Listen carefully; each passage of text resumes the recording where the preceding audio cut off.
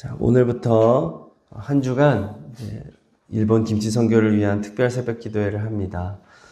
우리 교회는 2015년부터 이준현 선교사님 사역하시는 이제 일본을 방문해서 벌써 코로나 때 3년을 제외하고는 8회째 김치 선교를 진행하고 있습니다.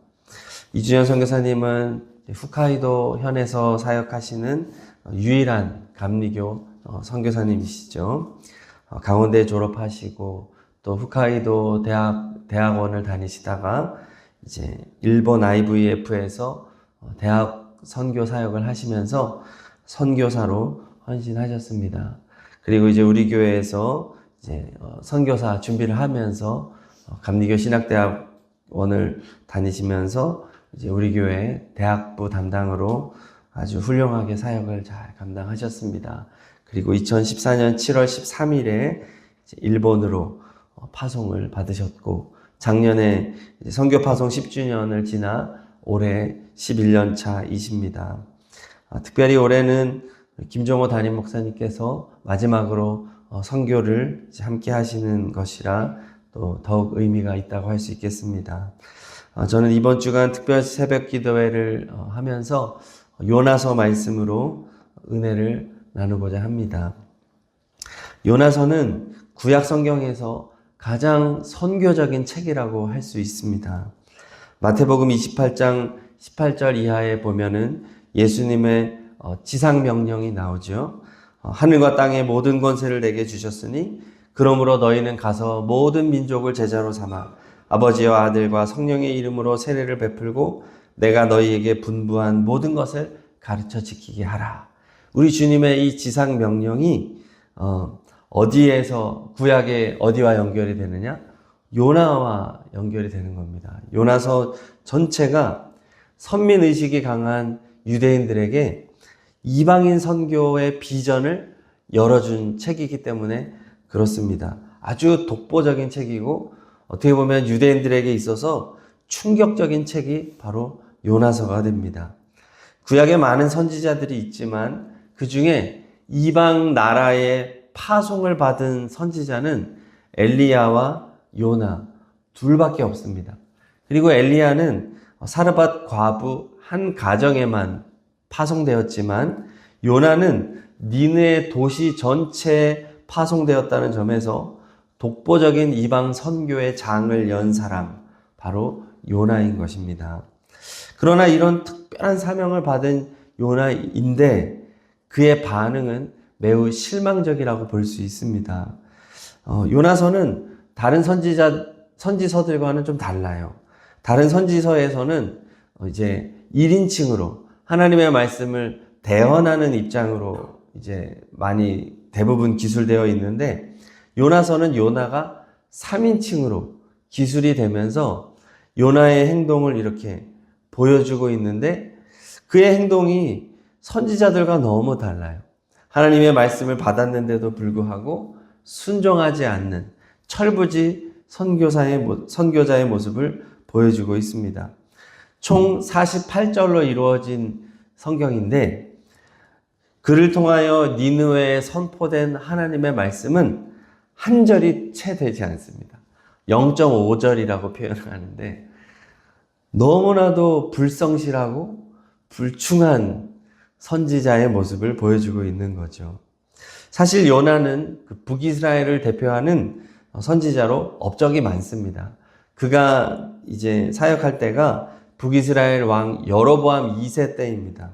그때 다윗과 솔로몬의 영토를 회복하게 되고요. 요나 선지자가 그 일에 크게 기여를 했다고 합니다. 북이스라엘이 멸망하기 전 마지막으로 가장 긴 평화의 시대를 보냈던 선지자가 요나였어요. 그래서 요나는 그 북이스라엘 국내 사역에 있어서는 탁월한 성취가 있었다고도 볼 수 있는데 그가 국내 사역에만 집중하고 있던 그에게 하나님께서 오늘 놀라운 사명을 준 거죠. 2절 말씀을 우리 1장 2절을 다 같이 봉독합니다. 너는 일어나 저 큰 성읍 니느웨로 가서 그것을 향하여 외치라. 그 악독이 내 앞에 상달되었음이니라 하시니라. 아멘. 세 가지 동사가 나옵니다. 가장 핵심인데 일어나, 가서, 외쳐라입니다. 세 가지. 일어나, 쿰. 예. 일어나서 가서 외쳐야 한다. 하나님께서 주시는 소명이고 이 소명은 오늘날 모든 교회에 주신 선교적 소명입니다. 일어나라. 깨어 일어나라. 가라. 그리고 외쳐라. 선포해라. 이것입니다. 아수르의 수도 니느웨 성까지 가라. 하나님의 말씀을 선포해라. 말씀하십니다. 여기서 니느웨를 큰 성읍 니느웨라고 말하죠. 이때 큰 성 니느웨는 큰 성 바벨론을 연상시킵니다. 요한계시록에서 큰 성 바벨론은 사탄의 성읍을 상징하고 아주 악한 도시를 말할 때 이 큰 성이라는 표현을 씁니다. 결국 니느웨는 크고 악한 성읍이었다는 것을 보여주고 인구는 한 60만 명 정도의 대도시였을 것으로 추정하고 있습니다. 자, 그리고 여기서 큰이라는 단어는 중요한이라고도 번역이 가능하다고 합니다. 그래서 크게 악하였다라는 것이 한 줄기고 또 한 줄기는 하나님 앞에 중요한 성읍이었다는 거죠. 아무리 악하였지만 하나님 보시기에 중요한 성읍이었다. 하나님은 이 악한 도시가 멸망당하기를 기뻐하지 않으시고 구원받기를 원하신다라는 것을 보여주는 겁니다. 이 도시를 사랑하시는 하나님, 긍휼을 베풀기를 원하시는 하나님, 말씀을 전하기를 원하시는 하나님을 보여주고 있는 거죠. 요나는 이 하나님의 명령이 너무 불쾌했습니다. 그 이유는 4장 2절에 나와 있습니다. 4장 2절을 읽겠습니다. 4장 2절 봉독합니다. 여호와께 기도하여 이르되 여호와여 내가 고국에 있을 때에 그러므로 내가 빨리 다시스로 도망하였사오니 주께서는 은혜로우시며 자비로우시며 노하기를 더디하시며 인애가 크시사 뜻을 돌이켜 재앙을 내리지 아니하시는 하나님이신 줄을 내가 알았음이니이다. 아멘. 말씀이 전해진다는 것은 기회를 준다는 말입니다. 하나님의 말씀이 아무리 심판을 말해도 그것은 기회입니다. 소망입니다. 요나는 그것을 알고 있었던 것이죠. 기분 나빴던 겁니다. 그는 철저한 국수주의자였어요. 편협하고 배타적인 민족주의자였습니다.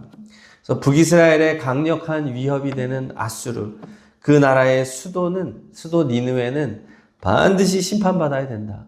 악의 축이다. 그러므로 그 땅에 하나님의 말씀이 선포됨으로써 구원받을 기회가 주어지는 것을 견디지 못했던 것입니다. 결국 요나는 하나님의 명령을 정면으로 거부하죠.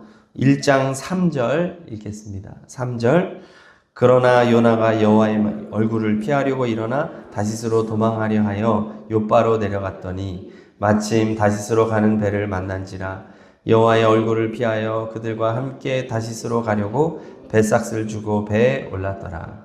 아멘. 성경에서 선지자가 하나님의 말씀을 받았음에도 불구하고 이렇게 도주한 것은 요나가 유일합니다. 정말 대단한 사고뭉치입니다. 요나는 여호와의 얼굴을 피하여 니느웨의 정반대 방향인 스페인으로 이제 다시스가 이제 스페인의 한 도시로 그곳까지 이동하려고 이제 욥바로 갑니다. 자, 욥바는 지금의 이제 텔아비브 쪽 항구로서 그곳에 도착하자 마침 다시스로 가는 배를 만났다는 겁니다. 아마 순적하게 잘 되고 있구나라고 생각했을지 모릅니다. 그리고 뱃삭을 주고 배에 올랐더라 라고 기록을 하는데 적지 않은 뱃삭을 주었다는 것을 보여줍니다. 이제 나름 선지자가 뭐 돈이 많겠습니까? 하지만 큰 돈을 주고 이제 도망을 가는 겁니다. 요나가 하나님의 명령을 거역하고 도주하는 건 너무나 철없는 행동임에 틀림없지만 그래도 이해할 수 있는 부분이 있습니다. 요나에게 아수르라는 나라는 우리나라로 말하면 일본 같은 나라이기 때문에 그렇죠.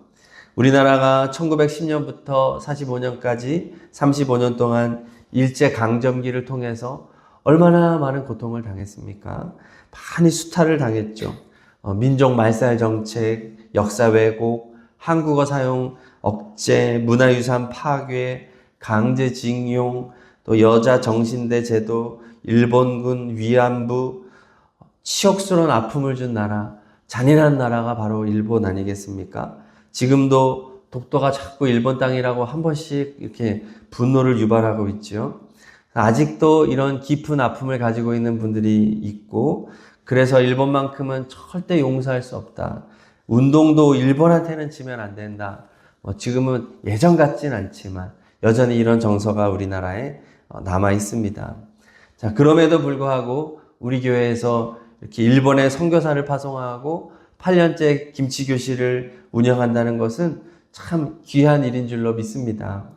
일본은 우리나라에 큰 아픔을 준 나라지만 원수를 사랑하는 마음으로 그 땅을 섬기는 모습 하나님이 귀히 여기시리라 믿습니다. 자, 그런데 요나는 그렇지 못했던 거예요. 그래서 도망을 가는데 하나님이 이제 개입을 하십니다. 4절, 1장 4절 읽겠습니다. 여호와께서 큰 바람을 바다 위에 내리심에 바다 가운데 큰 폭풍이 일어나 배가 거의 깨지게 된지라. 아멘. 광풍을 불러일으키시는 하나님이시죠. 자, 요나로 하여금 하나님의 얼굴을 피하여 도망가는 것이 얼마나 악한 행동인지를 지금 깨닫게 하시는 겁니다. 그리고 하나님께서 니느웨 백성의 회개를 얼마나 원하시는지 알려주려는 의도가 있는 거죠. 그래서 하나님의 얼굴을 피해 도망가려는 요나의 열심과 심판받을 백성을 구원하려는 하나님의 열심이 지금 충돌하고 있는 것입니다. 도망가려고 하나 이것을 저지하시는 하나님. 그러나 하나님의 열심을 인간의 열심이 이길 수가 없겠죠. 오늘 요나의 행동에 반복적으로 나타나는 단어가 있습니다. 바로 내려갔다라는 표현입니다. 성경에서 내려갔다라는 단어는 항상 부정적인 표현을 의미합니다. 하나님의 성전 예루살렘 성전이 가장 높은 곳으로 여기고 그곳에서부터 멀어지는 것을 성경은 늘 내려갔다라고 말합니다. 그리고 내려갈 때는 거의 대부분 문제가 생깁니다. 오늘 3절 중반에 보니까 다시스로 도망하려 하여 요바로 내려갔더니 내려갔다. 3절 후반부에 보니까 배싹을 주고 배에 올랐더라라고 번역되어 있지만 원어를 보면 배에 내려갔더라라는 단어입니다. 그래서 육지에서 배를 타는 것을 내려갔다라는 단어를 씁니다. 또 5절에도 말합니다. 5절은 다 같이 읽겠습니다. 사공들이 두려워하여 각각 자기의 신을 부르고 또 배를 가볍게 하려고 그 가운데 물건들을 바다에 던지니라. 그러나 요나는 배 밑층에 내려가서 누워 깊이 잠이 든지라. 또 내려갑니다. 배에서도 밑층으로 내려가는 인생. 그리고 거기서 끝이 아닙니다. 깊이 잠들어 있는 모습이죠. 요나는 계속해서 내리막 인생을 향해 질주하고 있고 그것도 부족해서 가장 밑바닥에서 깊은 잠에 빠져 있다. 요나의 침체된 영적인 상태를 말해주고 있는 겁니다. 지금 광풍이 불고 사공들은 난리가 났습니다. 자기가 믿는 신들에게 기도하고 배를 가볍게 하기 위해서 물건들을 다 집어던집니다. 그러나 아무 소용이 없습니다. 지금 이 문제를 해결할 수 있는 유일한 사람은 요나밖에 없습니다. 그런데 그는 깊이 잠들어 있는 것이죠. 내려가고 또 내려가는 모습, 깊이 잠들어 있는 모습, 이 모습이 요나의 영적인 상태였고 어떻게 보면 오늘날 교회와 성도들의 모습을 보여주는 장면입니다. 지금 오늘날의 많은 교회들은 세상에 죽어가는 영혼들의 참 관심을 많이 잃어가고 있는 것 같습니다. 일어나 외쳐라라는 하나님의 명령을 외면한 채 요나처럼 편협한 국수주의에 사로잡혀서 오직 나의 안위만을 생각하고 세속적이고 또 탐욕적으로 무엇을 먹을까, 무엇을 마실까 이 고민으로 이기적인 삶을 살아가고 있는 것은 아닌지 모르겠습니다. 그렇게 하나님의 말씀을 정면으로 거역하여 오직 우리만, 오직 나만을 위해 다른 박질하다가 풍랑을 만난 것이 오늘날 교회의 모습이 아닌가 생각이 듭니다. 세상은 난리가 났습니다. 세상은 지금 풍파가 쳐서 도와달라고, 교회가 기도해야 된다고, 각자 자신들의 신을 따라 죽어라 살지만 세상 사람들에게는 정답이 없습니다. 그들은 고통만 당할 뿐입니다. 지금 이 고통당하는 세상의 유일한 해답은 교회에 있는 줄로 믿습니다. 오늘 말씀은 이것을 우리에게 알려주는 것이죠. 일어나 가서 외쳐라. 이 명령을 우리에게 주는 것입니다. 하나님의 소명을 회복해야 한다는 것입니다. 교회는 죄의 풍랑을 만나 죽음의 공포 앞에 놓여있는 세상을 위해 깨어 기도하는 공동체가 되어야 한다는 것이죠. 찾아가야 한다는 것이고 선포해야 한다는 것입니다. 우리는 잠에서 깨어 기도해야 될 줄로 믿습니다. 그동안 하나님의 소명을 잃어버린 채 나만을 생각하고 세속적으로 살아왔던 모든 것을 회개하고 하나님이 가라고 하는 곳에 가서 죽어가는 영혼들에게 생명의 복음을 보여주고 증거하는 삶을 살아가야 하겠습니다. 이 말씀은 또 우리가 영상으로 또 제가 또 보내드리잖아요.